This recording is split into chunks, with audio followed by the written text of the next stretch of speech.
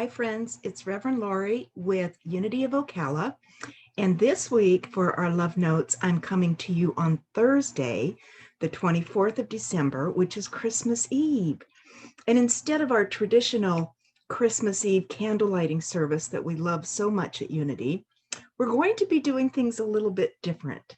So I welcome you to my own mini, small, sacred Christmas Eve celebration. Welcome.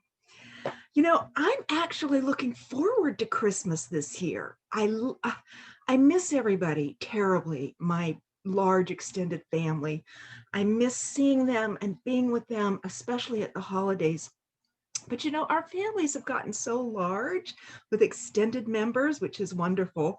But we have to do what I call the Christmas scramble these days, where we go here and then there and then there, and then my family goes there and then there and then there just to get to see everybody. So it can be very hectic, not like the old days when my kids were tiny and it was containable and easy to do in an afternoon. Now we go all over. But it's going to be different this year. It's going to be quieter. Normally, my Christmas is a big party Christmas Eve at my house where we read the baby Jesus story. We have a toast for the season and a prayer for everyone.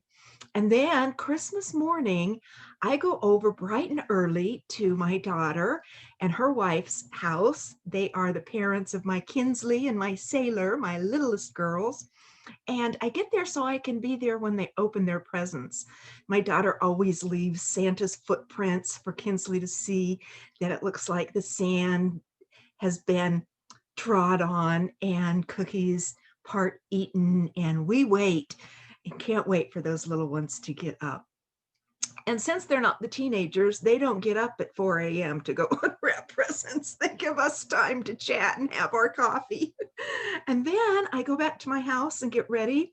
And I take my Spanish rice and beans and black beans over to my mother's house because my mother, her tradition is a Mexican fiesta for lunch every Christmas, and all the kids love that. So we go over to her house for her famous enchiladas and green pork chili, which is out of this world. So we fill up on Mexican. Then we head over to my sister-in-law's house, my husband's sister. That's where his whole family will be and all their children. She's got a large house.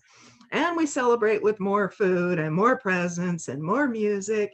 And then my kids take off to their in-laws and head that way. We make our calls with my mom. And then by the time we get home, it's late and we are exhausted. So I'm looking forward to this Christmas. I'm going to get up early like always and slip over to my girls' house so I can watch the little ones open their presents early. And I am going to take my rice and beans over to my mom's, but just to load up a plate for my husband and me. And then I'm going to come back home and just spend a quiet day with him, watching some Christmas movies, maybe having an eggnog and just kicking back. And it just sounds heavenly. But you know what's really powerful for me this Christmas is having that time to sit in this holy space of the Christmas time and to ponder this whole year, and to ponder this holiest of holy seasons, and to really go within and become immersed in that Christmas essence, that Christ essence, and what that means for me, and what that feels like for me, and how that shows up for me. I'm excited about that, about just being in the quiet and just being still. And so I invited you to join me today on this eve before Christmas to have a sacred virtual gathering during a year that has been so fraught with anguish and fear and wonder about our future and darkness. There's been a lot going on this year all over the globe. And for me, spiritually, I know that's a wake-up call. I know when things get their darkest, the greatest light is about to dawn. So I'm ready to just go into meditation, go into my sacred space and say, here I am, God, what's going on?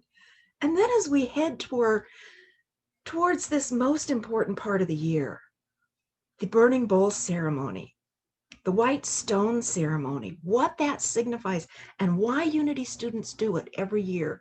And then our letters to God, our intention to that sacred part of us that holds us to a higher accountability for the coming months. Oh, I'm so excited because I know God's vision for all of us is extraordinary. So what I would like you to do, this is a two-part celebration. I call it a celebration. It's really a sacred rite. It's two-part. We're going to do a holy spiritual communion, and then we're going to do the candle lighting and the intention planting. Unity does a spiritual communion. We do it physically with our wine and bread as well. We are physical beings as well, to really take that ritual in and take the meaning in and take the holiness in and hold it. So for those of you that weren't there on Sunday for our small sacred gatherings, we handed out these portable communion cups. Are these great? They've got a little wafer, bread wafer, kind of like the Catholic do. Some of you remember that. And then a little bit of juice, just enough. You can take that with you. We're going to keep these at the church. This is one of the pandemic things that we're going to continue on. There's others too.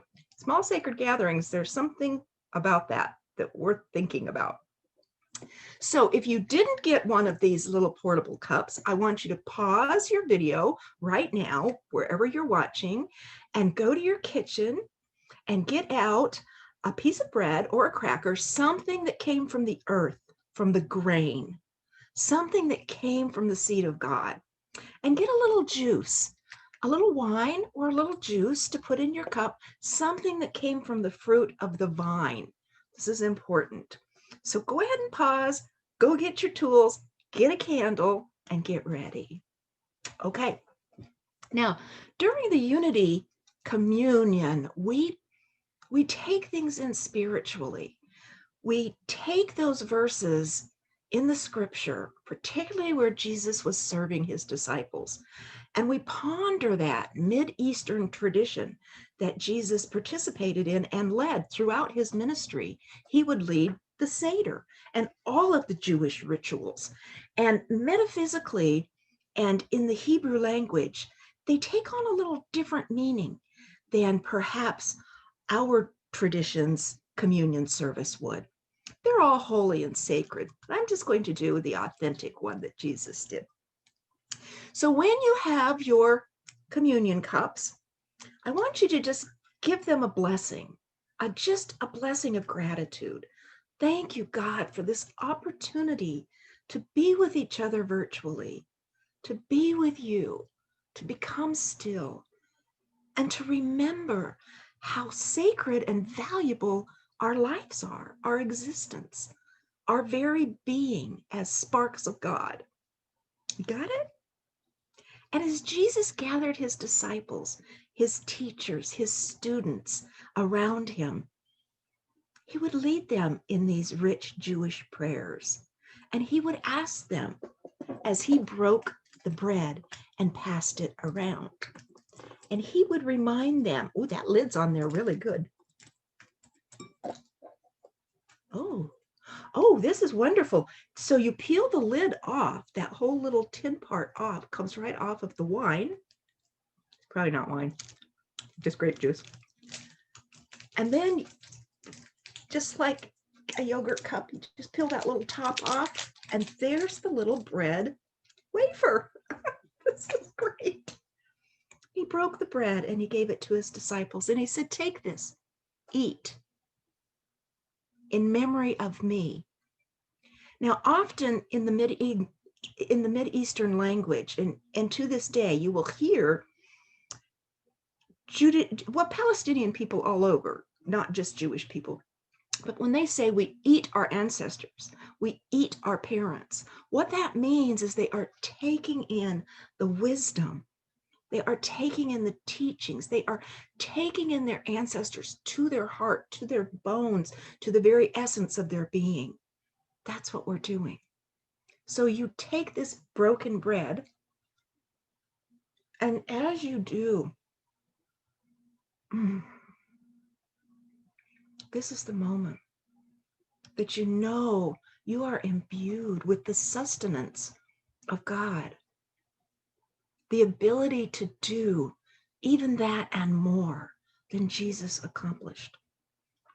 We take that power, that strength, that nutrition into every fiber of our being. Our cells hold memories from ancient times.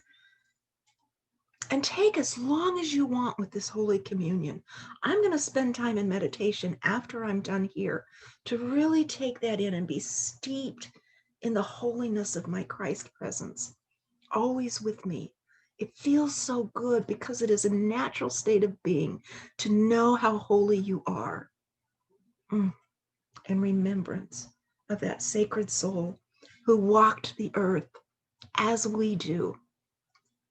And Jesus poured the wine to each of his beloved friends. And he said, drink this in my name.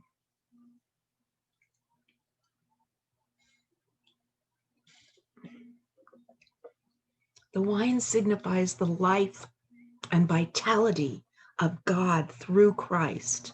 That life, that vitality flows through you, and just let that wine, you can feel it going through you. You can feel it embracing you as you immerse in its essence of holy goodness and holy life. In this essence, we have become Christ-like. We have everything we need to reach that level of our being that God created us to be. It's a holy time. It's a holy time. Let that seep deeply into you. And after you've finished watching this part of our end of the year rituals, take time to think deeply about the holiness of you, about the Christ in you. Some of you may not have ever considered that you have that light in you, that you are one with God, not separate from God, one with God. And at your core of who you are is the highest connection and the highest space possible of consciousness. And let that begin to flicker and grow, because it will. And there will be more and more moments where you feel the power of your Godness and you know what is yours to do. And your life becomes to come alive in a new and precious way. That's what this service is about. Do you feel it? And when you are ready, we set the communion cup aside and we get ready to light our candles. I am ready to be the light of the world. I am ready to be God's light. I am ready to make a sacred intention to be what God created me to be. So together, let's light our candles. Let's prepare for the holy birth of Christ. We have taken our journey to Bethlehem. We have made it all the way through the deserts and over the mountains. Through our birth, teens, 20s, 30s, 40s, 50s, 60s, 70s, 80s, 90s, wherever you are now, you have arrived right here in this sacred space. In this sacred space, here you are. And I want to end with just some blessings in my life.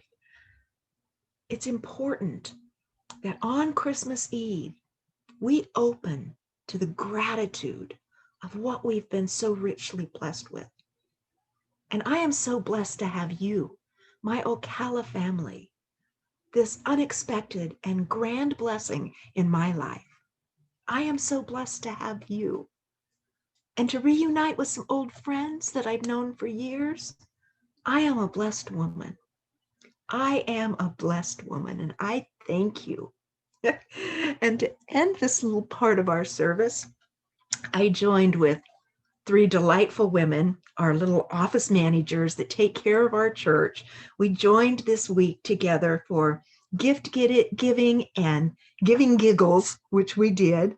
We had a wonderful time. I would just love to spend hours and hours and hours and hours and hours more with these delightful spiritual wisdom women of our congregation. And they are, of course, Shirley, Joanne, and Jean. So in honor of you, dear Shirley, I don my rainbow hat. I love you. I bless you. And I appreciate the Christ in all of you. I love you. Don't forget, Sunday is the Kwanzaa celebration brought to you by our own prayer chaplain leader, Leon Mims, and our special angel, Janice Puta. And Janice, I have dubbed her our honorary licensed Unity teacher because she just does everything needed to fill in at a moment's notice and help us out. I love you, I bless you, and I will see you soon. Merry Christmas.